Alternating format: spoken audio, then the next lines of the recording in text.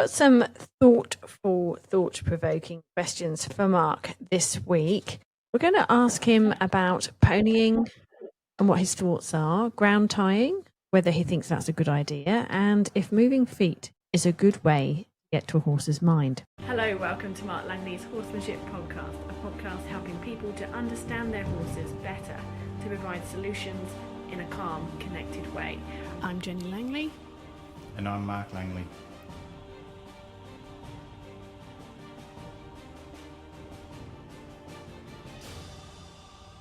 Now, ground tying, Mark, is that something that you agree with? And if it is, how would you go about teaching it?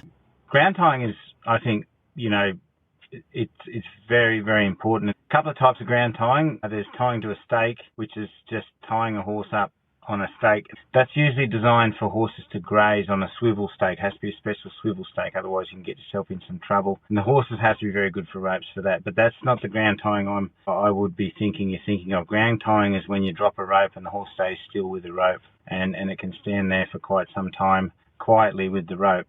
The graze tying is kind of encouraging your horses to graze and drag the rope a little bit, which is not ideal if you want your horse to sort of, stand quietly when you drop the rope and not pull on the rope. So all my teaching is based on a horse following a feel, and everyone that's done a bit with me knows how important, or the importance I put on the lead rope, and how that horse has to survive with that halter and lead rope and trust it. So basically, by the time you've taught a horse to lead well, they will ground tie. It's not something you really have to teach them. So what I mean by that is, when we're teaching a horse to lead, we're teaching them to follow a feel. When the feel kind of moves over that way, the horse thinks over that way and follows it wherever it goes. Okay, so essentially, when that horse is following that feel, slower, faster, left, right, when that feel slows down into a stop and goes still, the horse will stand still with the feel. And that's how we ground tie. We basically, in our leading, a lot of times I'm not moving myself around. I'm actually moving the rope while I'm standing still. So the horse is actually not relying on its eyes figuring out what it's got to do next, or what it's got to target next, or where I am, or where the stick is. It's figuring out where that rope's going by feeling it. So by standing very still, the horse is always constantly moving when the rope's moving, and standing when the rope's standing. So then, they learn it very, very quickly, and it's very easy for them because they basically, that's all they know. That's what they understand. So you don't have to, go down of, okay, if you stand still for 3 seconds, click treat or whatever, until the horse learns to stand obediently still, because the rope's already showing them how to do it, and they've already got that figured out. So basically, but you can grade your horse into longer periods of standing. You don't just make them stand all at one hit. You just say, hey, follow the feel there, follow there, back up a bit, maybe move over there, and then you just might place the rope on the ground a little bit and just let it stand for 1, 2, 3, 4, 5, maybe 10 seconds. And then you might move it a little bit somewhere else, let it stand for 10 seconds, and then you might, increase it to sort of a minute, 2 minutes, and then the horse has standing present time when the rope goes quiet, and then leading.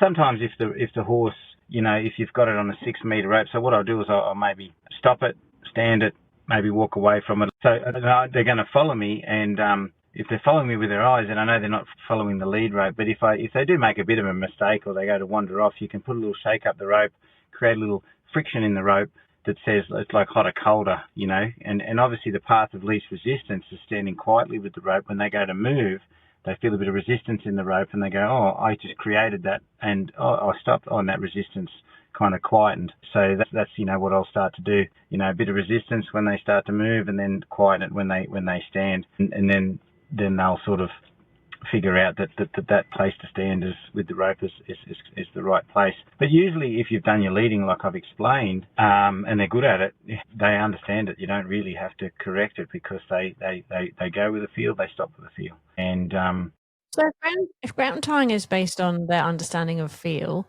then is it the same as tying up? Yeah. So tying up, what does the rope do to tell a horse to stand there? Nothing. It just stays still. So the horse stays still with the rope, and what makes the rope still? Whatever it's touching. And when you see a horse that ties up well, you just hang the rope over a rail. You don't need to tie it, because, well, you kind of would just in case, like if you walk away from your horse and something spooks it. But basically, I never teach horses to drag a rope. I don't ever teach them. I used to sort of think it was a good idea to let them drag a rope around the yard for a while, but I don't like teaching them that they can drag that rope. I'll pick up the rope and move it. When it goes still, they stay with it. So basically, when you tie a horse up, it's just rail tying. The point of contact is the rail. The point of contact is the ground. The point of contact is the tree. So basically, there's enough resistance of the rail to hold it over the rail. The weight in the rope holds the rope over the rail. A good horse never pulls back, but because you've taught them to lead amazing and push them into pole pressure so they have pulled back and they've figured it out and they've come forward, if they suddenly get a spook and they were hard-tied, they'll lean a bit and go, oh, no, I can't pull back, I won't pull back. I understand that. But basically, when a horse ties to a rail, they never pull on the knot. So if it was just hanging over the rail, they're still tied there. So it's the same. It's exactly the same thing. It's just that's the point that rope is touching that's creating enough friction that the rope has drag. So, yeah, that's really all it is.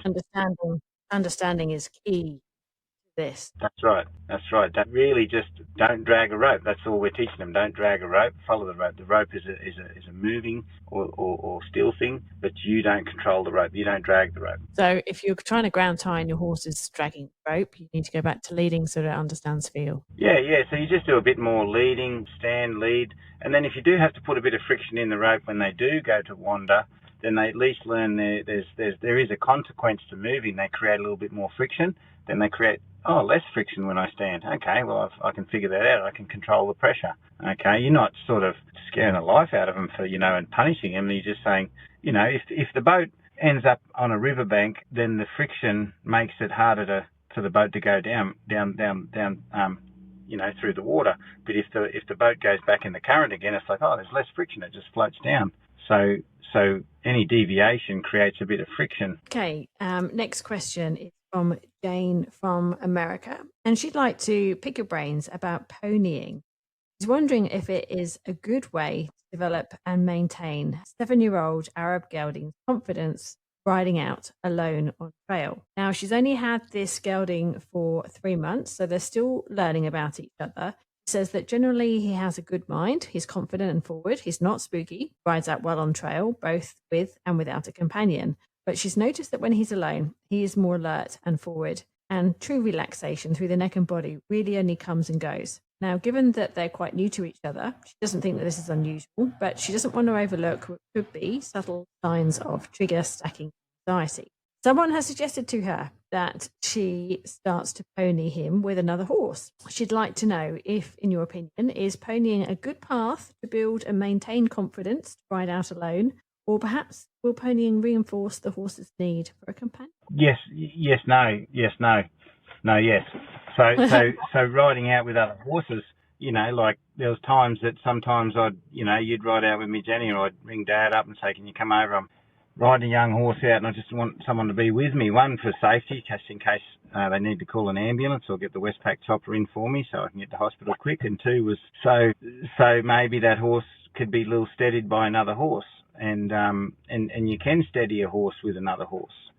It's what you do with that other horse that sort of, or your horse and the other horse, that sort of determines whether you're going to fall into the trap of the horse just getting its confidence off the other horse, or slowly build your horse's confidence by, graded exposure through, going out with another horse till they start to kind of go, I can do this. And how you wean the other horse off is important. So say, for instance, in a trail ride situation, you might ride with another horse and your horses kind of ride together. That one might lead a bit and because it might be the braver horse, and the other one follows a little bit, and then you might just peel the leader horse off and you might lead a bit only for so many meters and then peel the horse off and then the horse starts to kind of have a go at leading while the other one's supporting by following, and vice versa. And then you gently might turn off and go around a tree and come back to the other horse. The other horse might turn off and go around a tree and come back. You might ride towards each other and go away and come back, until I've seen horses at clinics, and this is not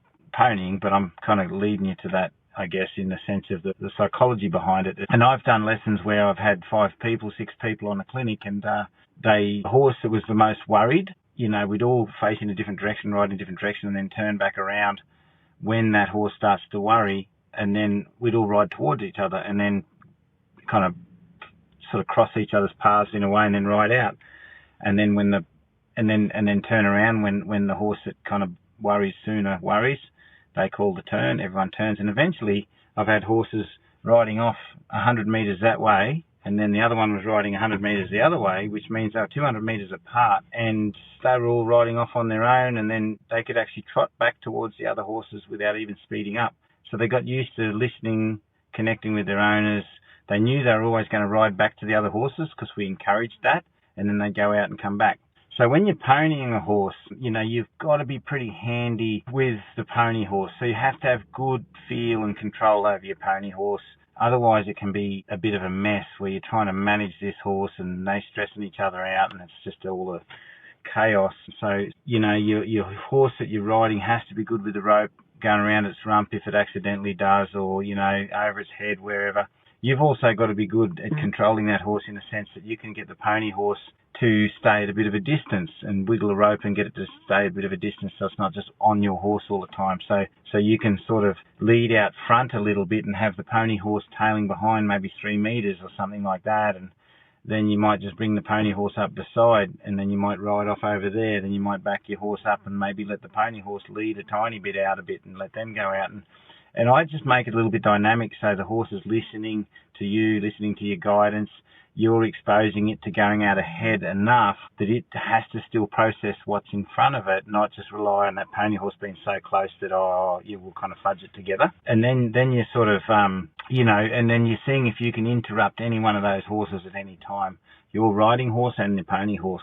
And then basically because you can soften the horse, interrupt them, engage with them, you're actually taking their mind off sticking to the other horse, and they're listening to your conversation.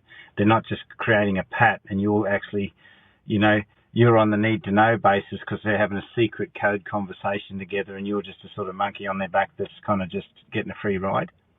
So just be careful that they're into your conversation. And as I say, by leading out, crossing over logs and getting your horse to think while another one is in the vicinity, your horse will get more confident at processing the environment. As I say, and because you're kind of conversing with your horse all the time, they're not just sticking together and just, like I said, creating that pat where they just go together. And then just maybe go out and do a trail out, doing all that stuff I said, and then maybe one day try that same trail without the other horse. So you don't go to a new place, you go to the place that they've done it together in a few times, and then you take your horse on its own and just see if it's improved. Next philosophical question is from Australia. She understands the importance of leading as a communication. Sometimes, however, she can feel that when she's leading her horse, its mind can be elsewhere.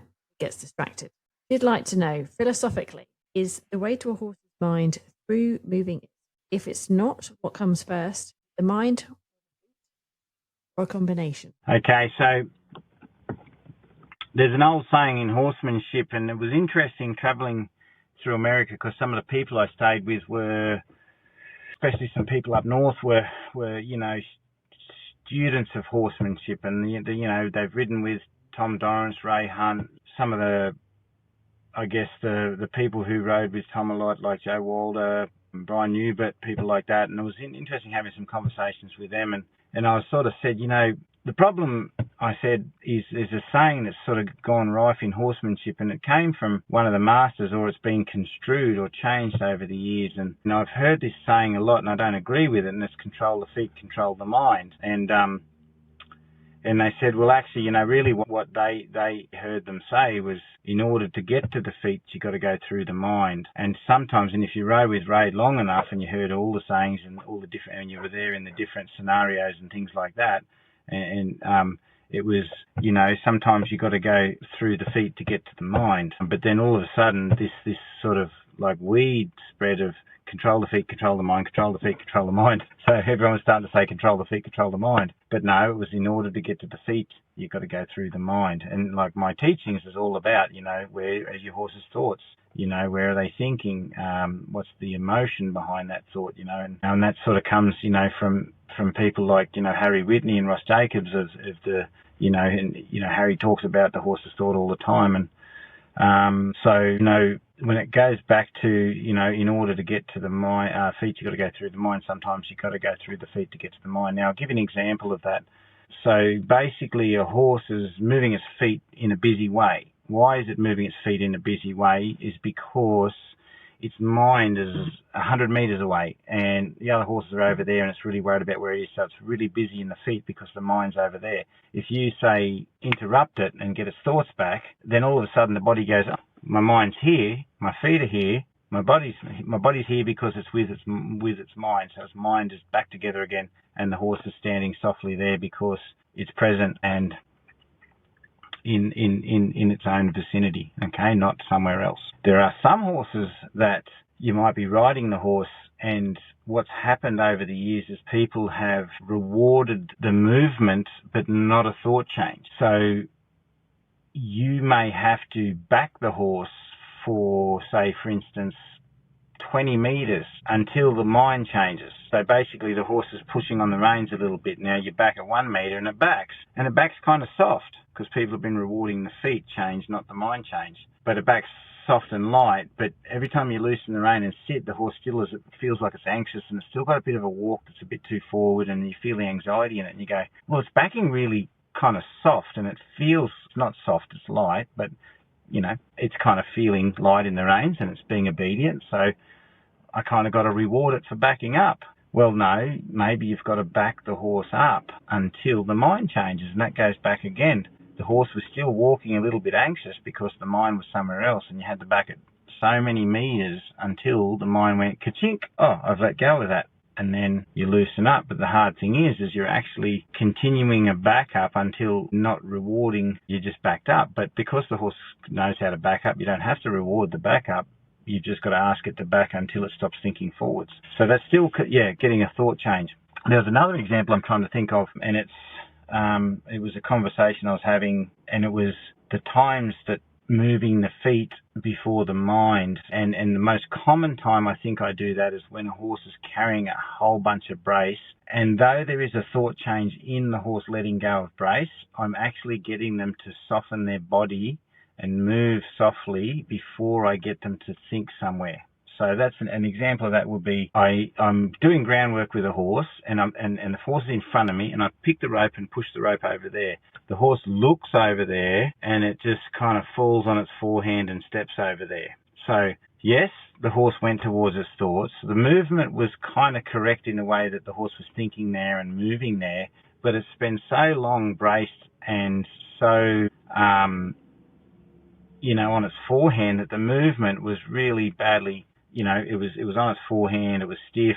So I changed the thought, but the movement never improved because the horse had got so used to sort of doing it like that. So